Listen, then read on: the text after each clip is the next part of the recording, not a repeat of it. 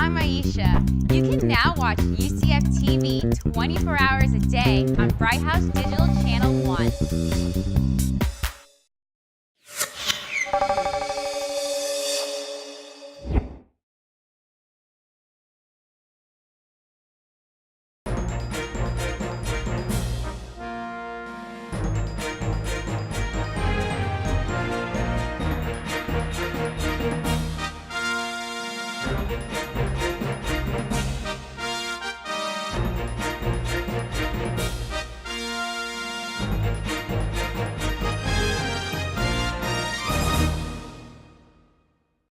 Hello, I'm John Bercia with the Global Perspectives Office at UCF.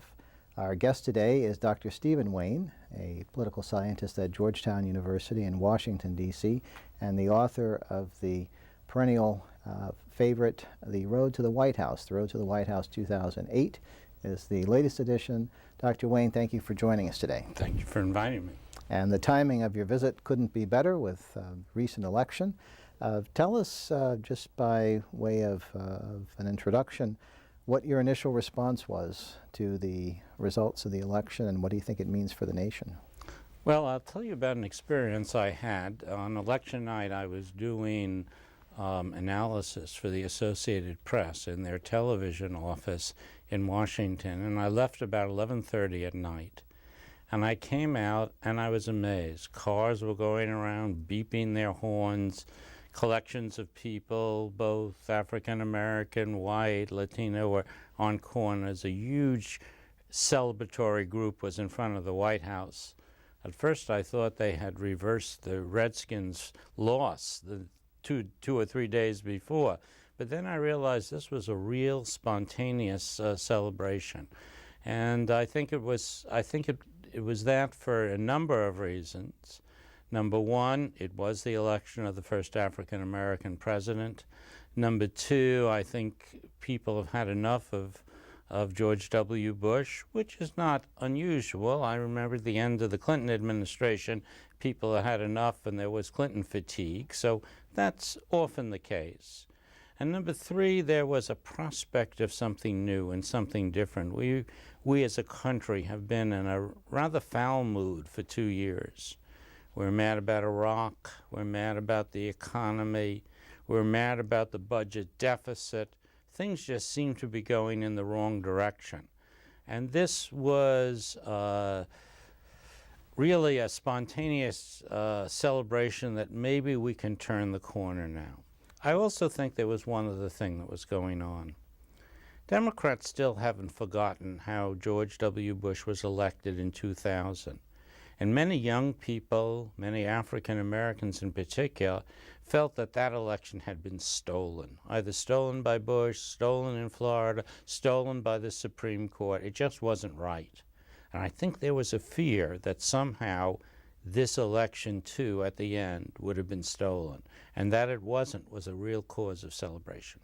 Let's talk a little bit about the results of the election, and then look forward to how the new administration might handle some of the issues you were just referring to. What to you were the three most important lessons of this election? Well, one lesson is a lesson that we've always had, and that is conditions dictate results. And this election, even though it was about two different candidates, was really about the mess that our country had gotten in, particularly the economy, and what we were going to do to fix it. So I think one of the lessons is that it does matter what you do and what impact it has. You can't pull the wool over people's eyes for 8 years. I think the second important thing about this election is that it augurs in a new generation. Barack Obama is, mid-40s, 46, I believe now.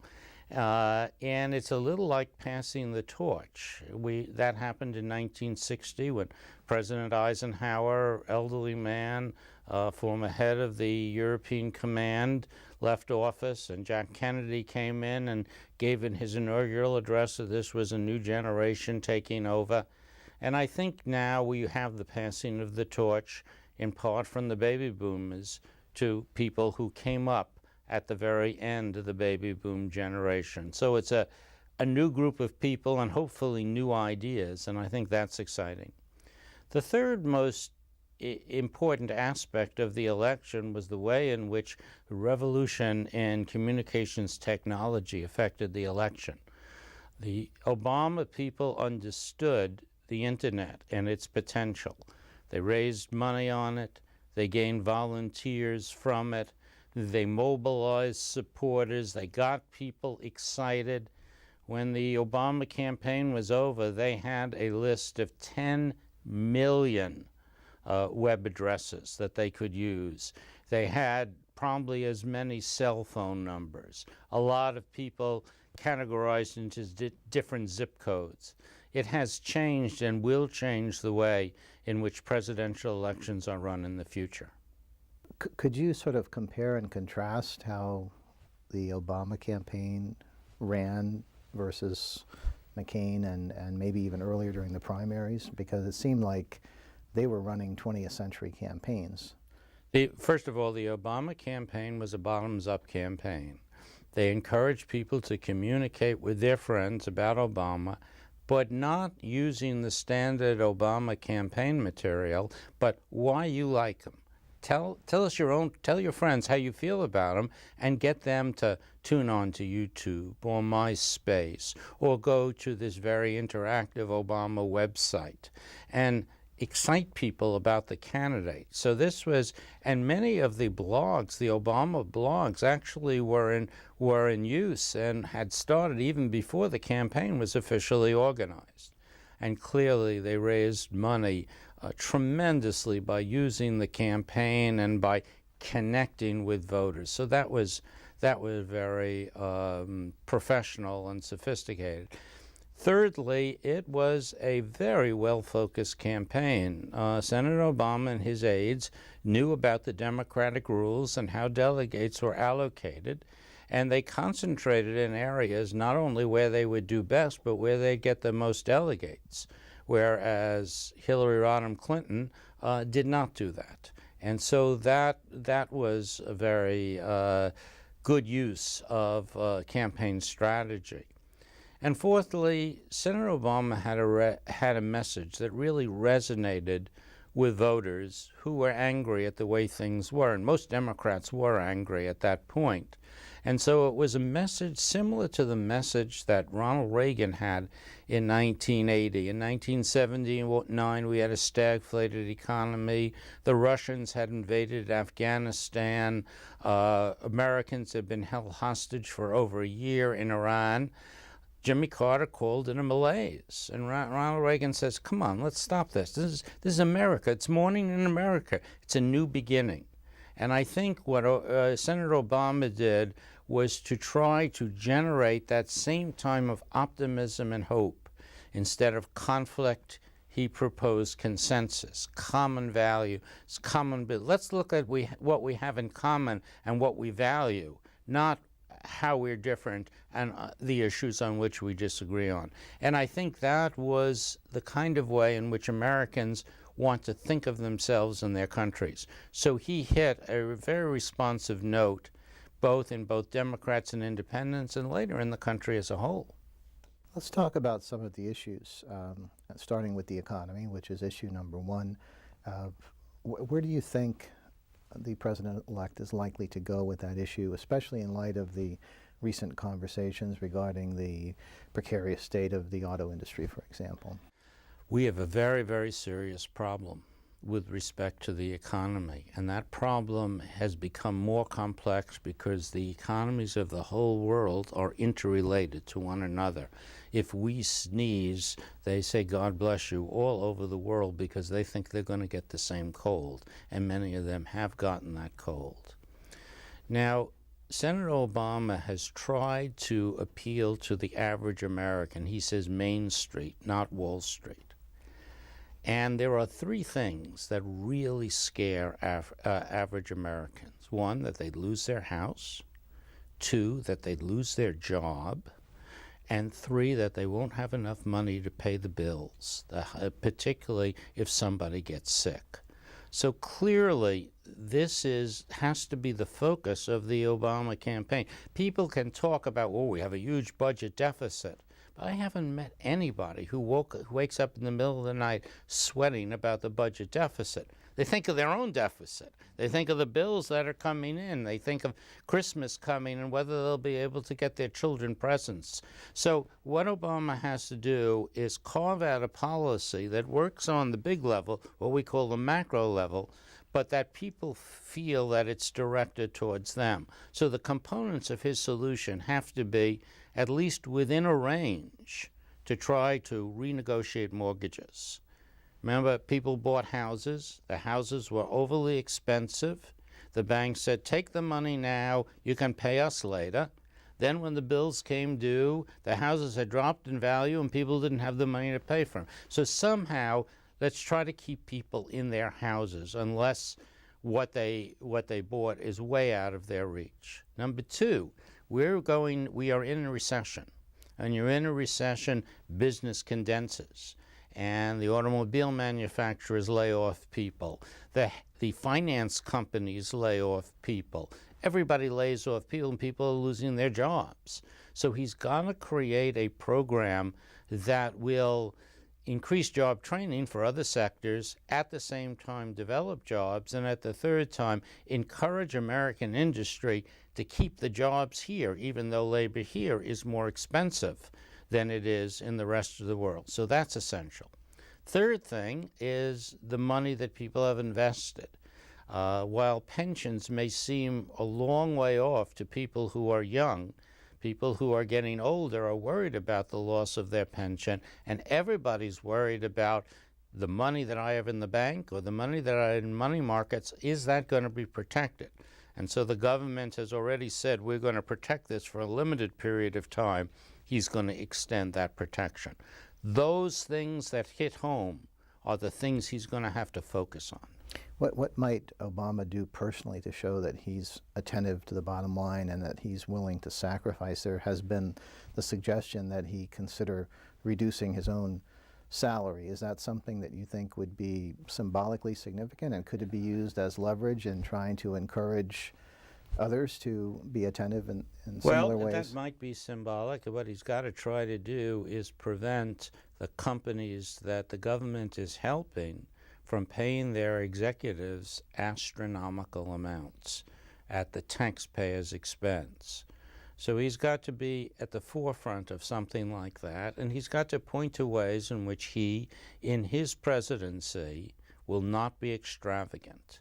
I don't think any of us want the president to be a pauper or want him to have a hitch a ride to get across town, but there are things you can do that are much less ostentatious. Let's say, for example, in the short run, I'm not going to take a lot of trips. I'm not going to fly Air Force One all over. It's an old plane. It uses a lot of energy, a lot of oil. It probably pollutes at a fairly high level.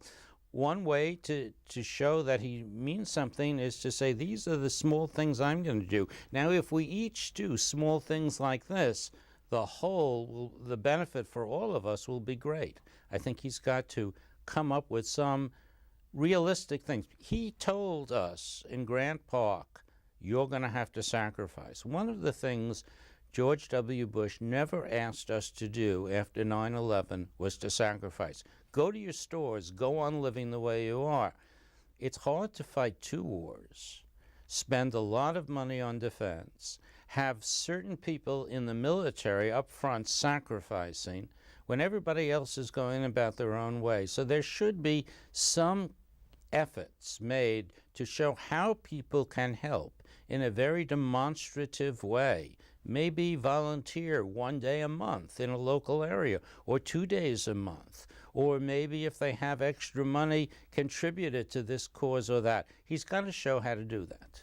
So to go back to the salary issue, if, for example, he would agree to cut his own salary by 50%, that would give him the moral high ground to ask executives at companies receiving federal bailouts to do something similar. That's right. And of course, his salary, which is set by law at $400,000, plus a $50,000 entertainment allowance, which has to be supplemented sometimes by the State Department, his salary is not nearly as high as many of these executives or heads of hospitals or even super lobbyists and super lawyers who get six-figure salaries or even seven-figure salaries. And I think a percentage decrease for everybody earning over a certain amount is one way to do it. But I also think that reducing taxes for some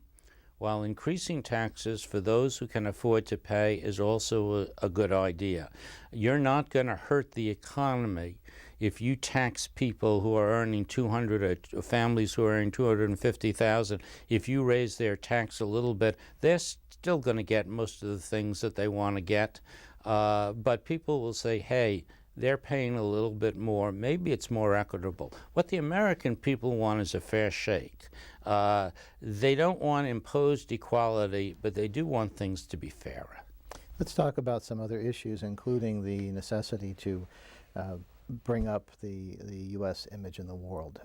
This, in all directions, is a problem. How might President-elect Obama help elevate the U.S. status? Well, I think there are a number of things that he can do. One is he's got to put more faith in diplomacy and international institutions, even though they progress slowly and often at the level of the lowest common denominator.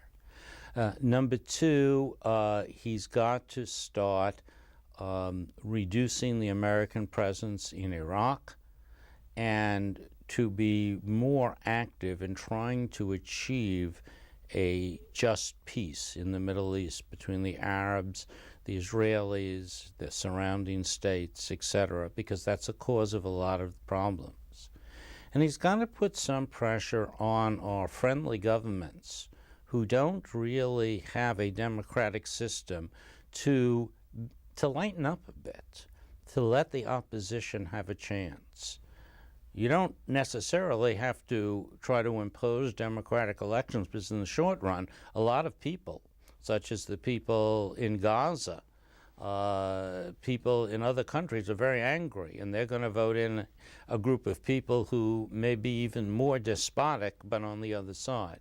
But you got to show that we have to set an example. We have to show by example. I think one of the crowning achievements of an Obama presidency for the American people is that we have elected an African American as president. And that gives hope to a lot of people that you can achieve something in a country even if you are in the minority. And I think the very fact that he's elected will make a lot of people give him the benefit of the doubt in the short run. And I think by adopting a more diplomatic and inclusive rather than exclusive foreign policy making process, he will help change the American image. There is one very big problem, however. There is a threat of terrorism, and our embassies around the world are like fortresses. It used to be when you could go into an American embassy, they had a library, they'd encourage people to come in, they'd have concerts and parties. Now it's too dangerous. And in the short run, that fortress mentality cannot be changed because you would lose lives. So we have to find some way of reaching out beyond the embassy rather than conduct everything within the embassy. What about some other areas where he might make a difference?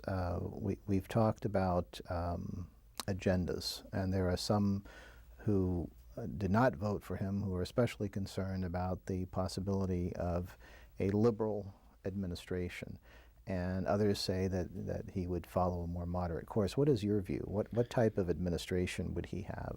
I think, first of all, I think Obama is a liberal in his heart. I think he's a moderate in his head.